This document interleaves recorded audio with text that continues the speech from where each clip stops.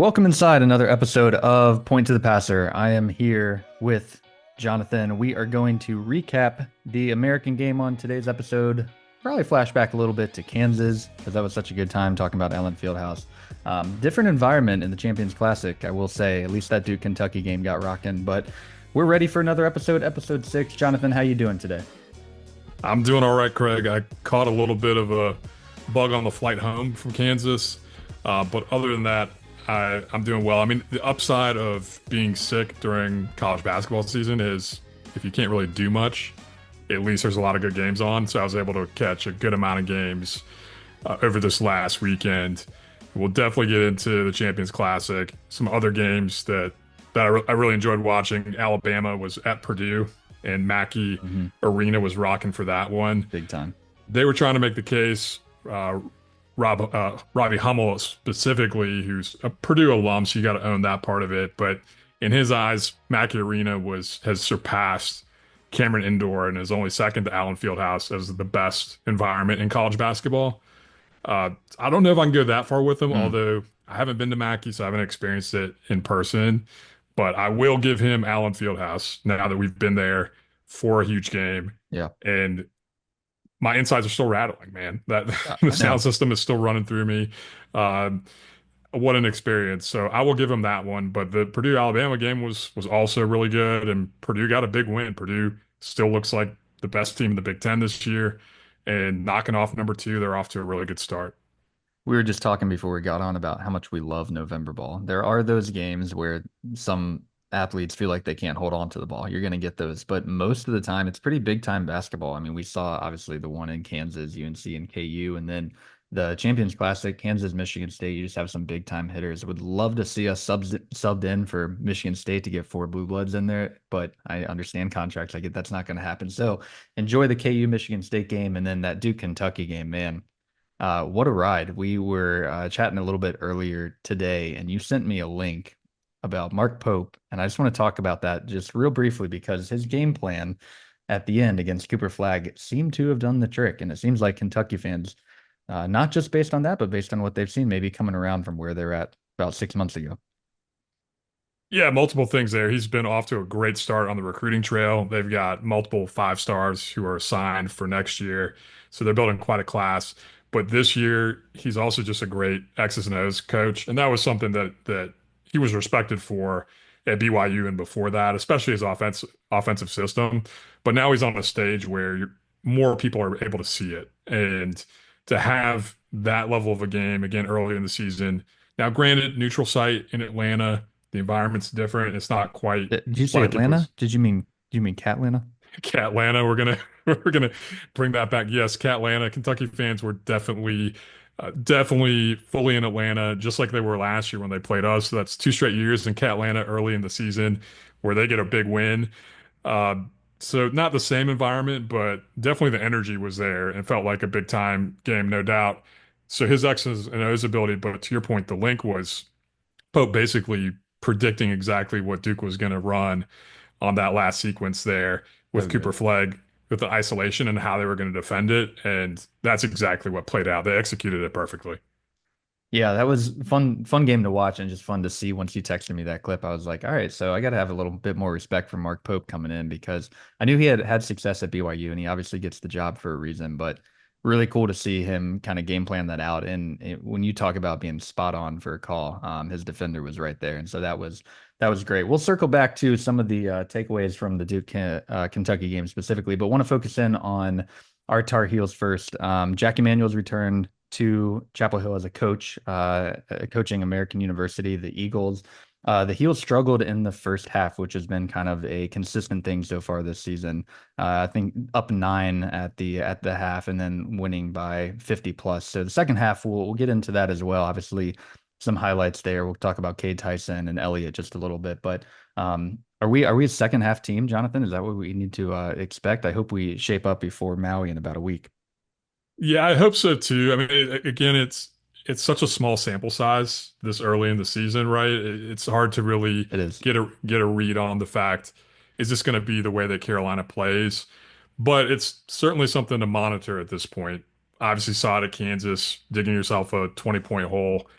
and then 15 at halftime to have to then come back. And then in this game, you're right. American was up 18 to 13. They were getting pretty much every shot that they wanted. In some cases, they were just hitting shots, but a lot of that was also the lack of communication and execution on defense for Carolina. A lot of it also revolves around how they're handling ball screens specifically. And part of it is just a lower level of intensity and maybe focus too. So I don't think it's necessarily an effort or want to thing, but it's just getting into that next level of gear that they have to have. Because we are a different team this year, we don't have the same level of rim protection that we had last year. That's just what it is. With this team's a different team, so they can't afford to kind of take the intensity down on defense. Mhm. Now, granted, last year we had the same thing, right? Remember early in the season where we kind of felt like we were sleepwalking through Yeah. parts of the Radford game and Lehigh, especially defensively. And it took up until really the Oklahoma game in December where you started to see that this team's identity was on the defensive end and on the defensive glass, especially. So there's time for that to happen, but I'm at least encouraged that they're able to flip a switch. And Yeah. I totally agree with what Terrence Oglesby, TO, who is with Field of 68, but he's on the call for a lot of college games and now with the Hornets too. So he's kind of all over the place. But his take was Carolina is going to stress UNC fans specifically, going to stress us out all Yeah. season. Already done. Yeah, right. Just because of the swings. And we've already seen it where we can just kind of look like we're walking a little bit, and then all of a sudden the floodgates open, we turn it on, and we go on a huge run. And that's exactly what happened to this game. Obviously, that happened to the Kansas game too, where yeah, you were down 20, but you take the lead up 4 points. They're huge swings that we're just not really used to. I know basketball is a game of runs, but that's just how we play this year, in terms of just the speed and the flow we can get into. But it's going to be up and down a little bit too. Yeah, and of course, I do feel like, it'd be nice to have it all in shape by Maui and have, put together two halves. You're right, that didn't happen last year in the Battle for Atlantis. The Villanova game, especially, really tough in the first half, and we ended up fighting and putting ourselves in a position to win. But that is one of the more difficult things to learn early on. And you're right, a lot of turnover.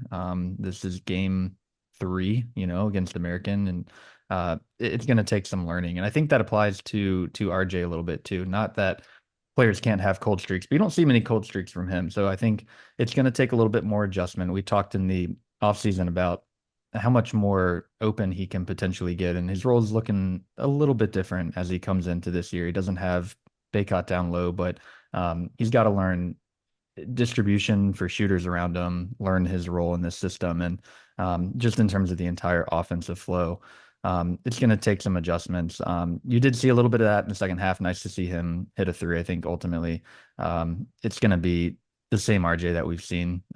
Hopefully not the RJ in the heels that I always reference. We definitely have some distribution among scores, and one of those is Elliot Cadeau. I mean, we've preached about Elliot time and time again ever since we did the first ever emergency pod last year. And Badams and I like to say we learned from you that, watch out for this kid. And he's showing us that sophomore leap all of a sudden, because his line, I think we said, was 18 points and 8 rebounds in the American game.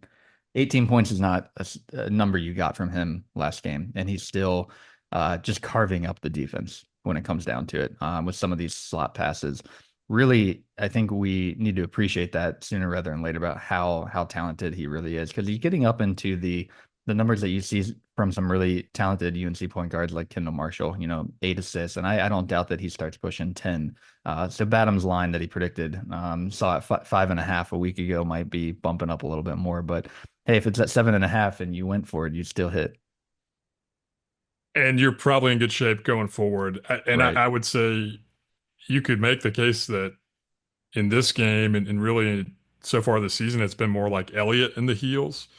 But the good thing when Yeah. it's Elliott, he's the engine of the offense. So it's Elliott with the heels. He's getting everybody else involved. And like you said, that helps the distribution of scoring.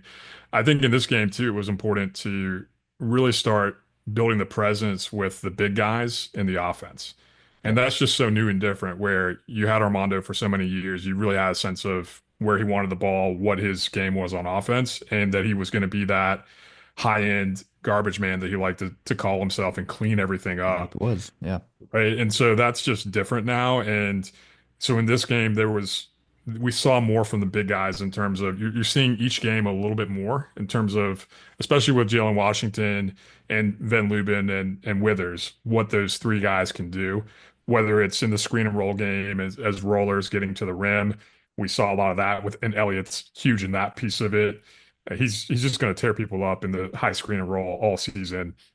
That was fun to watch. And it's fun to see, especially somebody like Jalen Washington let emotion out on a big finish. And he had Yeah. that one with the made a great picture of him with Our the new profile jam. pic. Yep. And Elliott the celebrating too. So you're right. I think enjoy it right now because if he keeps this up, shooting the ball the way that he is and scoring the way that he is and the assists, Yep. he's got a chance to go after this year. That's kind of always been the plan. Hmm. So it's really exciting to see it all come together. And one last piece on that is this is pretty unique too. I saw a stat from it was Tar Heel Tapes on Twitter that posted this that he's the first UNC player since Ed Cota back in the 99 2000 season. That was Cota's senior year to score 12 or more points and have seven or more assists in his first three games. Wow. And that's a long time ago. So he's doing things that we shouldn't take for granted. And he kept us in the game in the first half. I mean, he really was Yeah. our offense with 15 of his 18 points in the first half, the Mhm. assists, but also the steals, right? And so that's something that we want to see more of because without the elite rim protection, being more aggressive on defense gets that offense rolling. We saw that especially in the second half. Shout out to you. I mean, in our preseason picks, you mentioned Elliott being top of the steals category. I went with my guy Seth, and I It's a do good think pick. Elliott's going to be up there. Yeah, I mean, both good picks, and it's great having both of those guys available on defense. One of my takeaways from that American game in the second half is just what you were mentioning about Jalen Washington and Elliott and bringing that energy that typically Mondo brought down low, right? Mm. So it's not only the size you're making up for, it's the energy that carries the team through a half to compete to the end of a game. So to see that from Jalen, I think was really, really refreshing. We saw it some in Kansas, but at times he was just outmatched. When he started getting kind of, in his bag down low and gets that dunk and Elliott's right next to him, that's when you really start feeling it. And you look at the bench in the background, you see the same thing.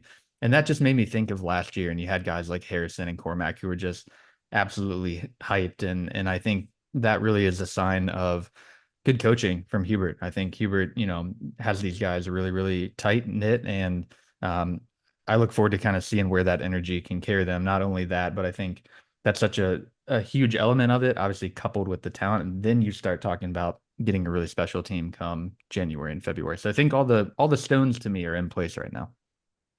Yeah, and I mean, that has a lot to do with the way that Hubert and his staff evaluate players Yep. beyond just the talent and the skill and how they fit in that way, but Yep. it's the And that comes culture from and Roy too. a He's hundred talked about it percent and on a Dean, lot. right? And Yep. so he's building this culture around basketball IQ, character, and leadership, and also this joy of playing. And Elliot really is at the lead in that. Adam Lucas wrote a great column about that Yeah.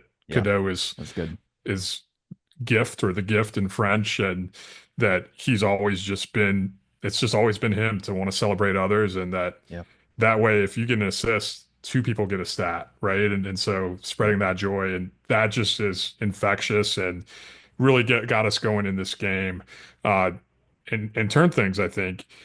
And to your point about the second half, like it is frustrating because we've seen maybe not the ceiling, but we've seen the flashes of what this team can do. Hmm. And so the frustration of why aren't we flipping the switch and we're only able to separate by 9 points in this first half. American was shooting really well. I think they're around 50% from the field. That's kind of been a trend too.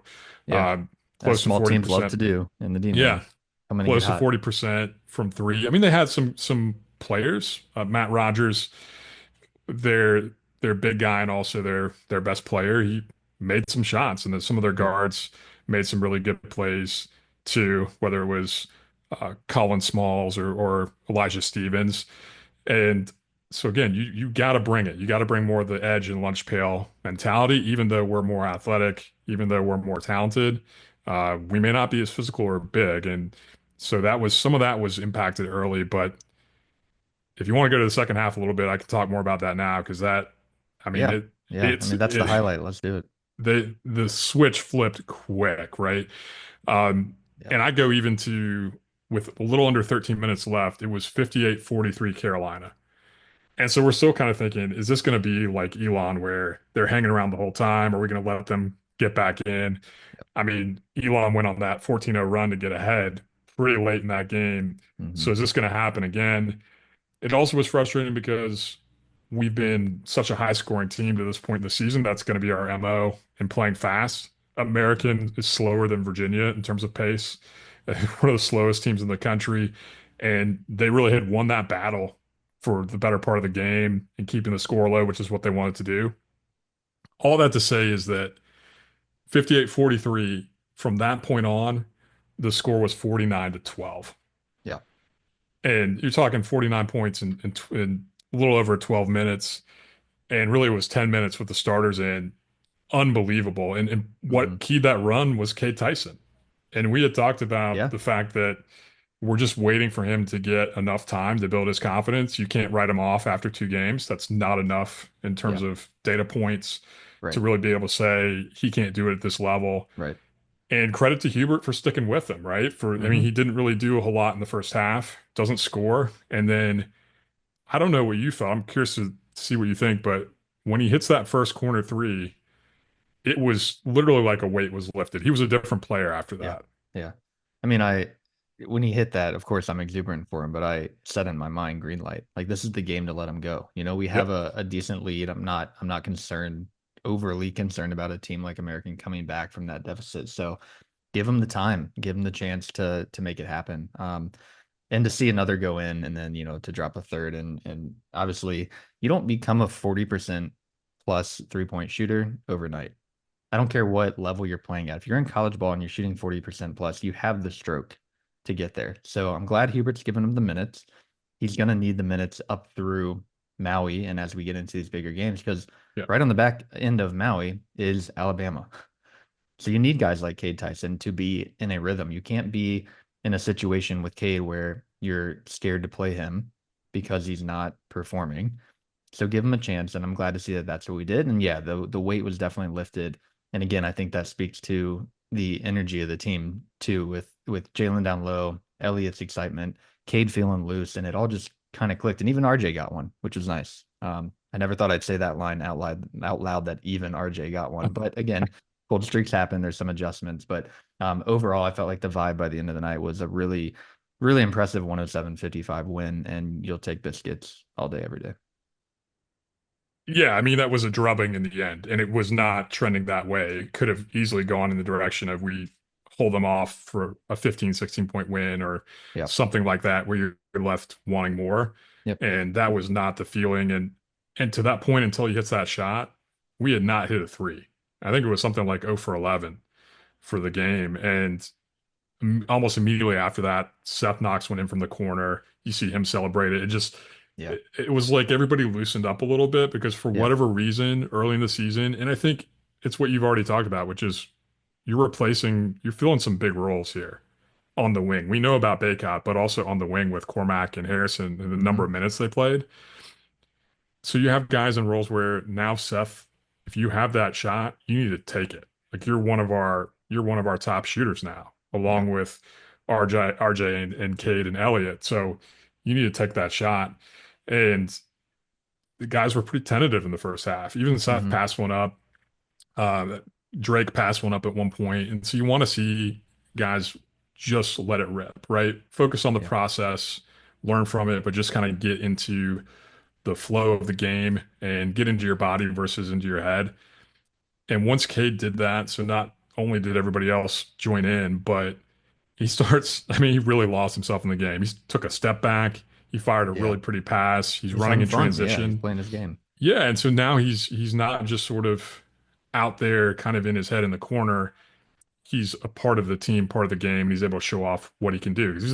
He's a good basketball player beyond just being a good 3-point shooter.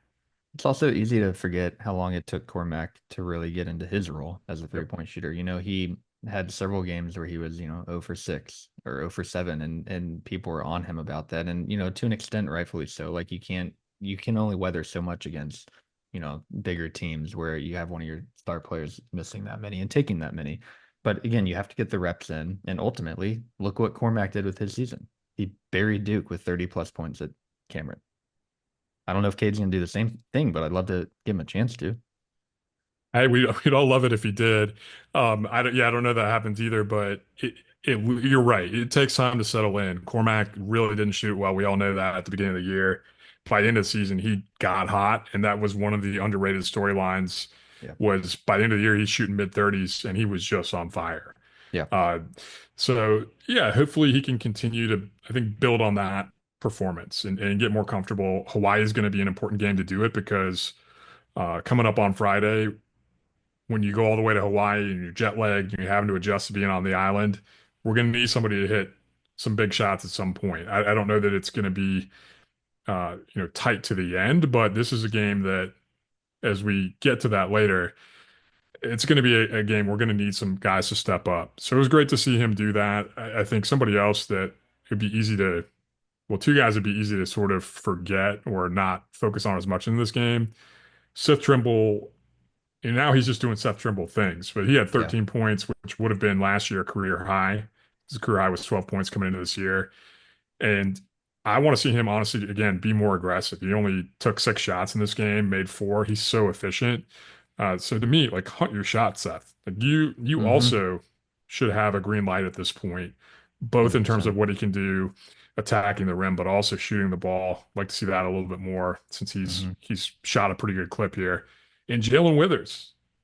We're not talking about Jalen Withers, and that's a Yeah. good thing. It's a little bit like an offensive lineman in football, right? Where, I mean, he had some highlight moments against Kansas, and that really stood out. But there's also been, when we're talking about him, it's the mistakes, it's some of the breakdowns that have happened, and he was solid in this game. 4 assists. I don't think he had any turnovers. He made good decisions. And he's also now getting to the rim. That pump fake he had, he gets to the rim in the first half and just almost took the rim off on a drive and finish. That's the kind of stuff he was doing at Louisville that we were waiting to see. And so it's just, I'm just happy for him. Mm-hmm. One, and two, we need him. We need him because Yep. we've talked about how big and athletic he is, and what he does defensively. He's leading us in rebounding as well on the season. So yeah, so I mean, a lot of good things to take away, a lot of balance, like you said, and we haven't even mentioned Drake Powell, who had some wow moments in this one too. Yeah. Big time. As you had tweeted out, looks like he's intercepting a pass out there with the two-handed block. I don't know if I've seen a play like that. I've never seen it. Jones even said on I've the watched a call lot of that, basketball, Jay. yeah, a ton. Jones Angel even said on the call, I've never seen that before. Yeah. And Wild. yeah, the way he put it was, he snares the ball out of the air and then leapfrogs the defender. He did it all in one motion.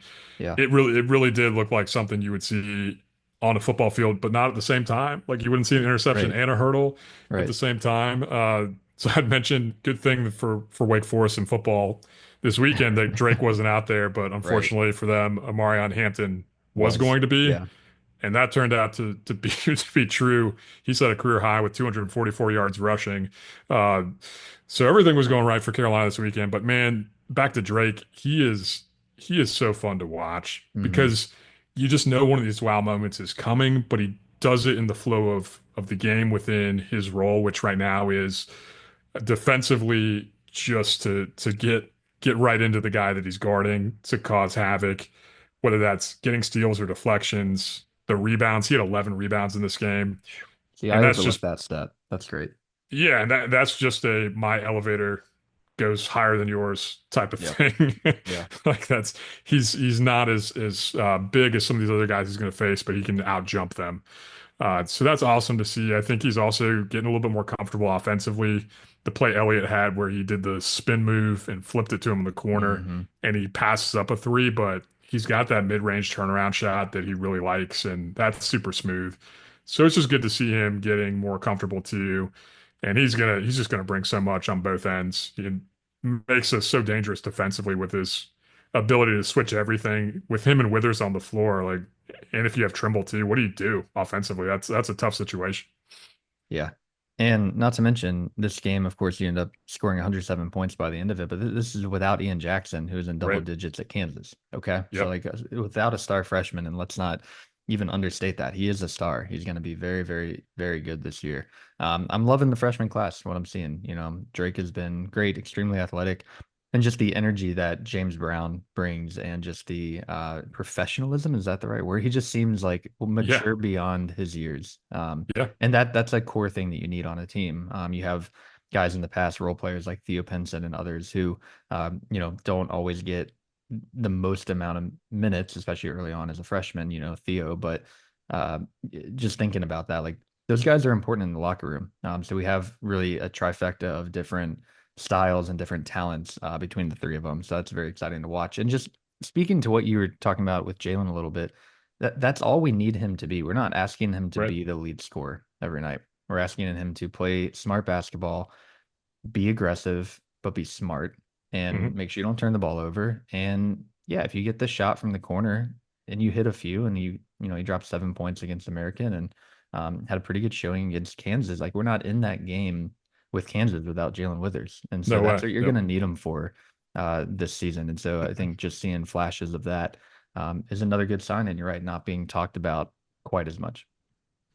Yeah, and I mean, it'll be good when he has games like the Kansas game where it's like, yeah, we knew Jalen Withers was there because he carried us during that stretch. Hmm. But yeah, it's the mistake-free basketball, and it's okay when there's mistakes come, but just the consistency was what we were looking for. And yeah, to your point, 7 points, but only misses one shot. Very efficient, and then the 7 rebounds too. And he just does things, really good things on defense as well. So a lot of good feelings Yeah. coming out of this game. Like you mentioned about Ian Jackson, we wanted to see Ian in this game because the sense was after Kansas, they were going to try to get him more minutes Hmm. and potentially even look at some different rotations with him, he and RJ separate from each other since they both are alpha scorers. Is there a way to balance your lineups a little bit more? Hmm. So they're looking at having him and RJ separate a bit, but also expanding Ian's minutes. So that may be something to see going into Hawaii. Uh, just came out tonight that he and James Brown will be available for the Hawaii game at the end Great. of the week. Yeah, and that's huge. I think we can dive into Hawaii now as well. I know you'd mentioned they're a pretty big team. Size obviously has been a little bit of a big talking point internally about, this UNC team. But when you go and face guys like Hunter Dickinson and guys down the road that will be much bigger and present a special problem inside and with rebounds. I mean, hey, Drake getting 11 rebounds, that's what Harrison was doing last year, right? He's crashing the boards. And yeah, Harrison had some size to him, but Drake does too. So that's going to be important. But what are you seeing from this Hawaii team as we kick off this vacation slash work trip to Maui? It's always nice to see the behind the scenes video of the guys doing jet skis, and it's a team bonding trip, but it's also it's a work trip. We got some big time hitters, and hopefully a redemption shot at UConn from last year as well. But let's chat Hawaii first, and we'll break down Maui just a bit too. Sounds good. Jalen Washington actually talked about in his pre-Hawaii game press conference before they take off about the fact that he was excited because he loves the water and he hadn't been to the beach before. His first time was last year when they did their Outer Mhm. Banks trip in the off Mhm. season. Wow, And so to get to go to the Bahamas and Hawaii back to not back years, bad. that's That's not actually bad. why he signed. He knew. That's right. Yeah, that's not bad at all. But in terms of Hawaii, I mean, they they're not a top 100 team. I think they're in the high 100s, I want to say, but they're undefeated Mhm. and they are a really physical team. So they're one of, just like Carolina, they're one of the best teams in the country at getting to the foul line. And that I think will be a big part of this game is, always wonder about how the game's officiated. They let more things go, but this could be a pretty foul heavy game. I will say that Carolina has an advantage because we also don't foul very much overall. I know we had some issues at Kansas with the big guys, but so far this season and last season too, we had a high rate of getting to the line, and we didn't foul very much either. Uh, so that's something that I'm paying attention to because with some of their big guys, their number one player is Tanner Christensen. He's 6'10", very physical, coming from Utah Tech, and has had an awesome graduate senior year so far, and had 25 points in their last outing against Weber State in overtime. And they really kind of play old school basketball with him, where they throw the ball into the block and they're going to get him involved in multiple ways, including some screen and roll action to get him the ball too. It's going to be a test for Jalen Washington, who's just not the most physical player, but love when he like sometimes when he just takes an elbow or something early in the game, it brings that other side out in him where he Hmm. gets more physical. And so I'd love to see some physicality from Jay Wash in the post, but also Van Allen Lubin. He's a physical player and a smart player. So it'll be a good challenge for our big guys to go up against Christensen. But they have some other, I mean, they just have a lot of big dudes. And they're Hmm. tough too. One of their other best players, Gitas Namiksha, who Wow. is yeah, I worked on that one a little bit. He's from I believe he's from Lithuania originally, and he was at Xavier last year. Averaged about 5 points a game or so for Xavier. Hawaii is a really good spot for players to transfer down from the high major level, and I mean, we saw Justin McCoy do this last year. Like, why wouldn't you want to go to Hawaii for a couple Yep. years? And he's putting up bigger numbers. So he's uh, their second or third best scorer, but he also is somebody at 6'8" who brings some more physicality as well. Uh, so I think that's the biggest thing I would say because they're really efficient shooting the ball overall, over 50% from the field. They're not a good 3-point shooting team in the high 20s, which means that they're very efficient at the rim when they get to the rim. So defending the guards penetrating in is going to be a real issue. Marcus Green's another transfer in for them who's had a big game against Pacific in the Rainbow Classic, maybe last week. Which quick side story made me flashback all the way to 1993 when Carolina played Michigan in the Rainbow Classic. It was 92, I guess, and then we Hmm. got the rematch in the championship game. But anyway, so Hawaii was playing Pacific, and Marcus had a really good game. So they have some players. I think this is going to be a good test, especially on the road, with the jet lag and all the things that are there. And we're going to have to bring the energy. And I mean, if we're not playing intense defense early, we're going to have to make some shots. So this is a good opportunity for guys like RJ Davis to get back on track, and hopefully an Ian Jackson to be able to hit some shots too. So there's a couple of things that kind of stand out about Hawaii at first look at it. Yeah, it's going to be a big one. It's going to be important. Apologies if you hear the dog barking in the background. She's protecting the house right now. So, um, yeah, this is always a fun one too. I was thinking back to 10 years ago, no, 8 years ago, back in 2016, when I did stay up for the 1:30 a.m. tip off. And so we've got a 12:30 tip. Are you going to stay up? Do you have it in you? No, I'm definitely not staying up for this game. Eight What I years ago, said I could have convinced you, but what I said to you was, well, two things could happen. One could be that my now almost 11-month-old son wakes up in the middle of the night and I'll be up. come on, AJ, Or stay up for I, the game. right, he kind of knows. He kind of knows when we're playing, which I appreciate. Or I coincidentally just get insomnia and wake up at what 12:30, 1:30, whatever it is. That And one I don't wish on you as much.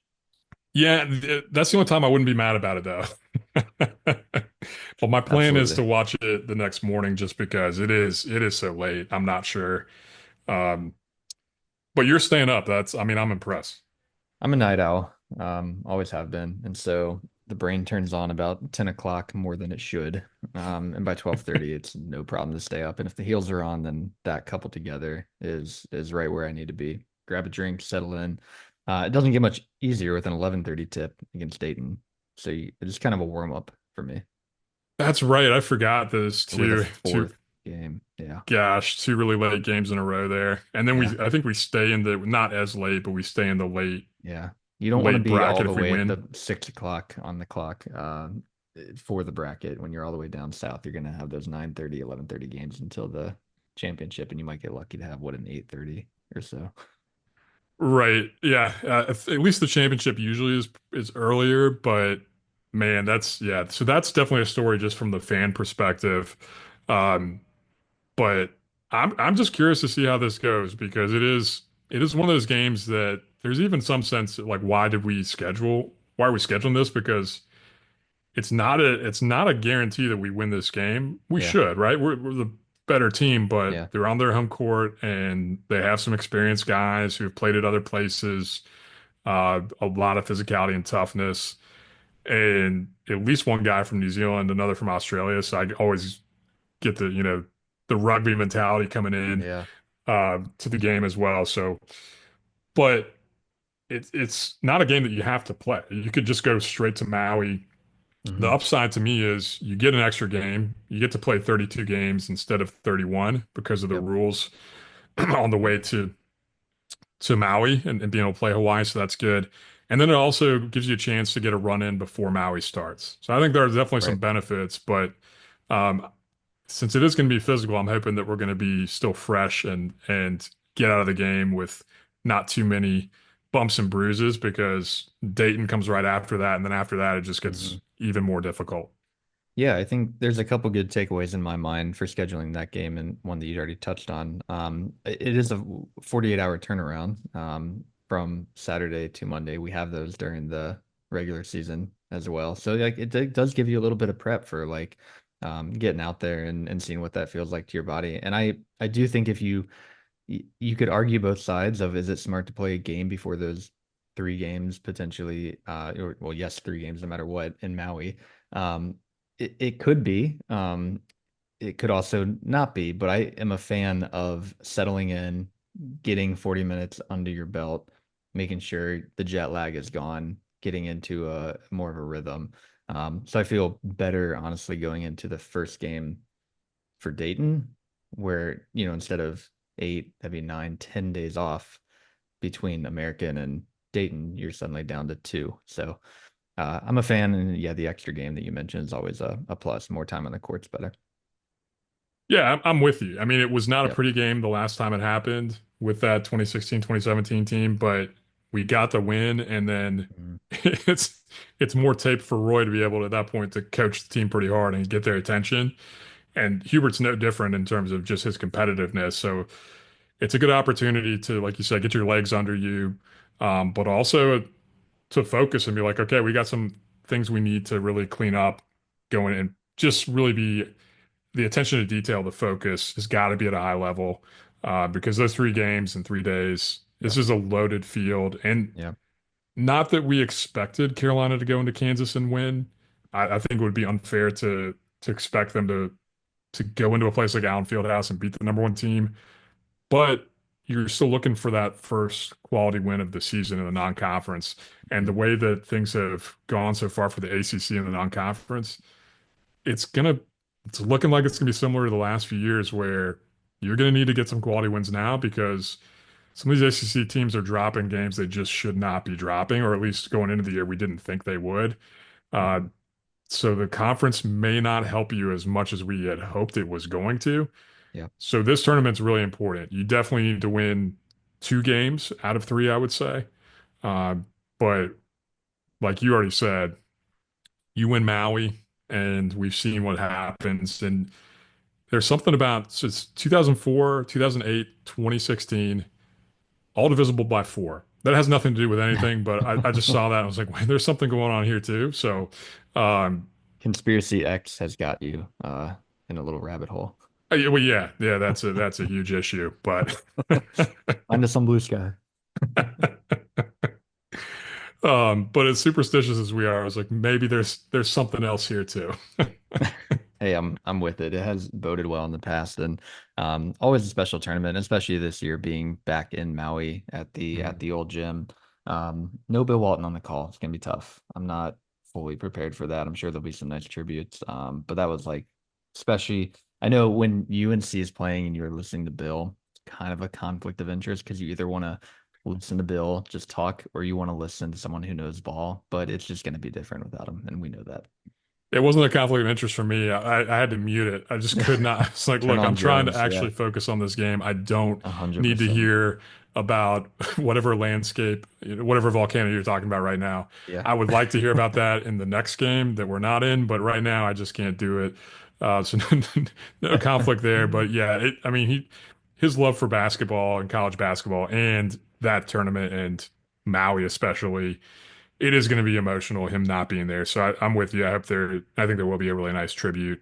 Uh, and like you said, the fact that it's coming back from Honolulu, right, to back to Maui after the fires is also an emotional situation too. So there's a lot going on with Mhm. this tournament beyond just the basketball, which is Yeah. the basketball is being a story by itself. Yeah. I mean, how neat for these guys to get to play in a classic gym like Allen Fieldhouse and then go to Maui and play in another gym like that. You know, like both of those have such unique charm that you're not always going to get. You could get zero games like that in your college career, and they have it all here in this one stretch. And it's so small too. Yeah. We have not been there, but just to see the pictures, it is a small gym, and so in that way, it prepares you for playing at Cameron, which is good. It's good to Yeah. get ready for, as Ian Jackson said, a small gym Uh, at Cameron Indoor that's all Stadium. it is. A small gym. It's a It's not small loud. gym, that's why it's Yeah. loud. Uh, but it's a completely different environment. So I'm with you. It's kind of a cool situation for the fans and the players. A great event. We'll get more into it next week in terms of what they have to look forward to there with Dayton first and then Auburn or Iowa State after that. Mhm. But yeah, I mean those are all really well coached teams. Those are teams with some guys who are playing really well. I'm excited to get into that more next week, especially. Yeah, I mean, there's some really interesting storylines. Obviously, the UConn one. I've still got a bitter taste with Iowa State back from Me too. 2014, 2015. God, I can't even keep track of the years sometime. But yeah, that was a tough loss in the NCAA tournament.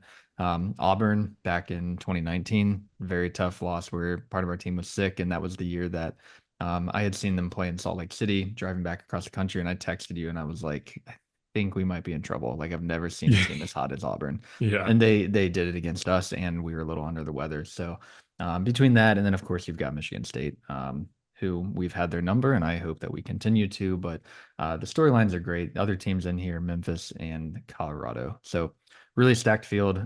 Always a lot of fun. Can't wait. Feast week is just it's unlike any other. And I was just talking to you before we got on the pod too, in terms of ranking college basketball months. March, obviously, number one for Right. fans and non-fans to do March Madness. If your team makes it to April, that's second. If they don't, you're a little less interested in the national championship. For me, I'm putting November second. And then, of course, it's ACC play. And then, December probably being the last one for me. But November ball is right up there as one of my favorite times of the year with March. I like that. I will go 4 times. April has been my favorite month Correct. That's since the right answer. Yeah. since we've won 4 times in my lifetime. I mean, I guess we were in the Final Four too. It's I enjoy at least that experience, but Yeah.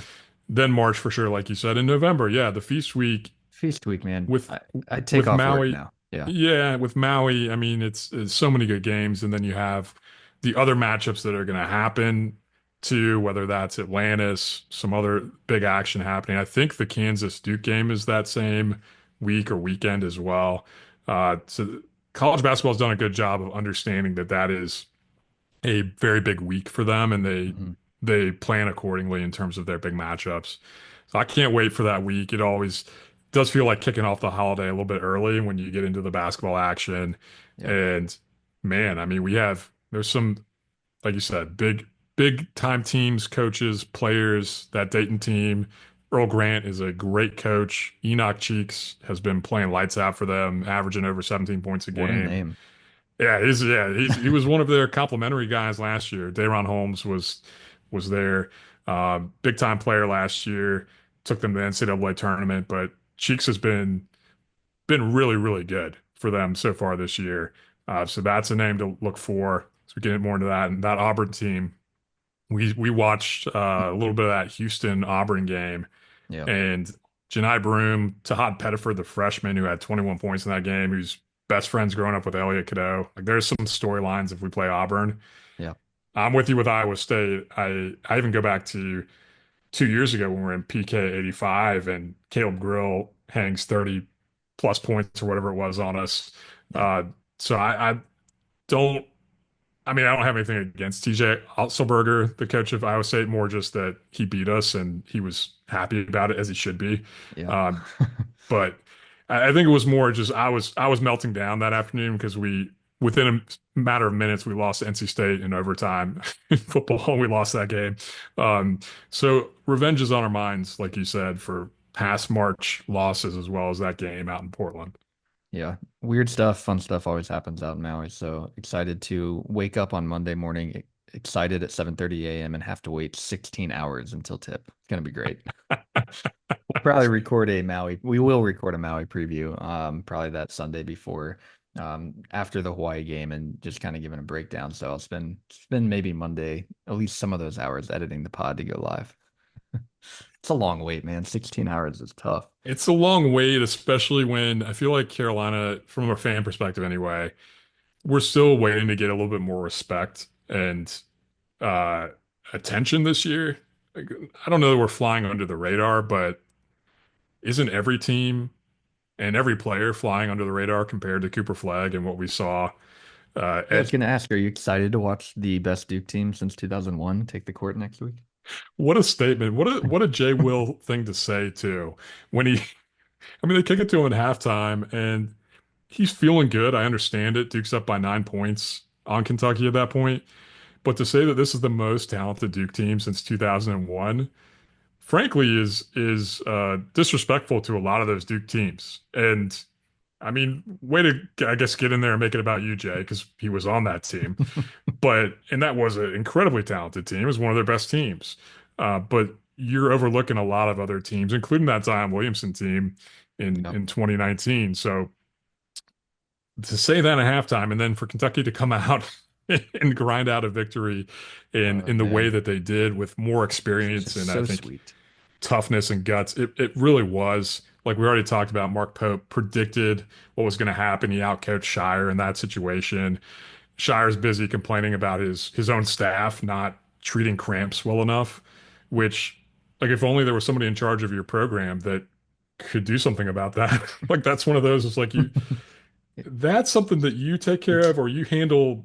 That's not a media thing. That's not like right. calling out a player to try to get them motivated and going. That's Yeah. a you have that conversation within your staff. Yeah. So this is another reason what's adding to my list of reasons why I don't like John Shire as a sort of complainy, whiny figure in college basketball. Um, but the Cooper Flag mania, it didn't really die down. Like it's never going to die down. Um, but at least this team isn't invincible, right? At least they're not going to go undefeated, as some of the loudest, brashest Duke fans said that Duke they fans might. love saying that at the beginning of the year, no matter what their team looks like. The offseason banners still fly high no matter what happens when the season actually tips off. Hmm. And don't get me wrong, this is a very good Duke team, and that game came right down to the very end. But very sweet to then they kick it to the studio back to Jay Williams, and he has to talk It's about like this is Kentucky and how awkward. they executed when he's just upset that his Dukies lost. That was also pretty sweet. Yeah. I just will remember you calling me at halftime. Did I just hear that? Yes. Yes, that is exactly what he said. He compared it to '01. He brought it back to himself. That's the first of those conversations. We had those last year where I was like, did Jay Williams just say that? I had to run it back just to make sure. Um, so I think it brings us to a new segment of ours, which we're going to be calling this year, Come On, Duke, Come on, Duke. Go, Duke. in honor of Coach K and his Defense. creativity around chants and cheers for the crazies. Come on, Duke. You're better than that. What happened here? Both just the response to losing a game, but also Jay afterwards feeling like he had to do a selfie video to explain why Kentucky fans should be thanking him for focusing on them and not Cooper Flag after the game, You which just gotta let it die, dude. Just like you made the comment, own it and move on. Don't try to address it. You're gonna make it worse and bring more tension, but he can't help himself. no, I mean, it's a very much a Duke thing, and again, I don't think we envisioned at the start of this spending so much time um, on our dislike for Duke, but it just naturally It just just happens. it's part Yeah. of it, man. It's just you can't unsee that or unhear. hear that. So, come on, Duke. It's too early in the season to start having problems. Thought you were, the best team since '01. I thought they were going to go undefeated, like Indiana back in the day. Uh, and again, they are very good, but it felt really good for our rival to get a loss early in the season and come back down to earth a little bit. Yeah, the last thing I'll say on Duke is it's the one thing right now that you can unite the country is hatred over Duke. And we saw it in Kansas. And I don't think I talked about this on the pod last week, but I brought some of Andy Bagwell's stickers out there that say Duke sucks, the author of the Duke Sucks and Duke Still Sucks books. We interviewed him last season. So I brought some of his stickers out and handed one to a Kansas fan. That's how we got the KU Jayhawk sticker in return from the guy that gave it to Roy in 2008. Deep dive Yeah, on that podcast if you want to hear the full story. But when I walked in, I handed the Duke Sucks sticker to a group of Kansas fans, and they were thrilled, like I was handing them some KU swag. And then on the way out, we're going to our next spot, and the guy grabs me, and I thought he was going to talk trash. He goes, Duke sucks. And I was like, yes, you get it. Everybody gets it. It's a universal thing, tried and true, not just the state of North Carolina, but you have guys in Kansas just saying Duke sucks. And that dude was ecstatic that I gave him that sticker, more so than probably anything else I could have given him. So here we are. right. It comes out naturally. Feels like we're back in midseason form now that we've So, talked about Duke. Like it's like we were holding it in throughout the offseason. We needed something bad to happen to Cooper Flag and for him to bobbled out of bounds and spin out of control. And that was it. it couldn't have gone better in terms of our fan experience and what we wanted to see. I mean, you had mentioned, look, Cooper Flag, as we learned in this game, at least 43 times, is 17 years old. Um, and How old? so 17? he's 17? 17. Okay. I thought I'd heard that. Um, yeah, I mean, he turns 18 in a month. So that's the funniest part about it is he's I wonder if they'll keep using his age, which it probably will still come up that he reclassified. But it's not so much him for me, even though I'm sure as the season progresses, we'll have reasons to talk about Duke Villain history and where he and maybe Con I'm gonna Knipple, amongst clip others. this. It's not so much about Cooper Flag, and I'll play that in February. Yeah, come back to me in February. Where I am with this is it's about the media and just the machine around Cooper Correct. Flag, right? And just how much it's just being talked about. I mean, even that Memphis exhibition for us, where you're so excited. I was so excited to see Carolina what we looked like, especially without RJ in that game. And we get a Cooper montage and interviews at halftime, and that's just what this season is going to be. On one hand, I mean, I don't feel bad for him, but I do feel like, he didn't necessarily ask for that, but it does come with the territory. On the other hand, come back to me in February, like you said, and there will be reasons, and I'll probably have a list and a litany of things that we can just go down that list. But again, why November is great. Good for Kentucky as much as we don't really care for them either, but they had a good night in Catlanta, and we can all There it appreciate is. when See, it's coming when out Duke goes naturally. goes down. Yeah. It didn't at the beginning of the show. Now it is. We're there, baby. We're there. So you get warmed up and yeah, it just starts to roll off the tongue, whether you want to say it or not. That's quality. So to wrap up the show, we do want to do our point out, and we can think of no one more deserving than Cade Tyson coming back from a tough few opening games. And Jonathan, I'll let you speak to this, but great to see him hit three threes against American. Just a really nice night. See him lose that stress for now, and hope that continues into Hawaii. But nice to see Cade getting his chance. Yeah, absolutely. And ideally, the best version of this team has Cade Tyson as a key contributor, hitting big time shots and also, being physical. He's a big dude at 6'8", and he can get to the glass. He can do some other things too. He's not just a 3-point shooter. So to see him start to find a rhythm and just let it fly. That's what we want. Just shoot the ball. And he was letting it rip and Yep. looking a lot more comfortable. So that's exciting. I'm really happy for him because we know how hard these guys work. And even seeing him this summer in some of the summer scrimmages, he was he was hitting shots left and right. And at Yep. one point, I can't remember who it was in some of the early media coverage for the season, said that Cade hadn't missed in like 3 months. And so it had to be frustrating for him to get to that point and just not have it come together, especially in that Kansas game. So great to see him bounce back, and couldn't be happier for him. Definitely pointing out to him this week. Yeah, we'll hope and see if he carries that confidence over to Hawaii and into Maui. We're going to need it. But Jay, get some rest this week. I know you've been a little under the weather. The 11:30 game, sorry, the 12:30 a.m. game, followed by the 11:30 p.m. game, does not help. But great to be on with you as always. Again, we will in about a few days from now probably get back on the mic and right after the Hawaii game and make sure that we give you all a full breakdown of Maui and what that field looks like. We mentioned the teams tonight, some of the storylines, but there's a lot more entertaining and fun content to dive into. So we'll have a special Maui episode next week, and looking ahead to Thanksgiving and enjoying some feast week. But Jay, as always, good to be on with you, and we'll leave it at that and just say, go Heels. Go Heels.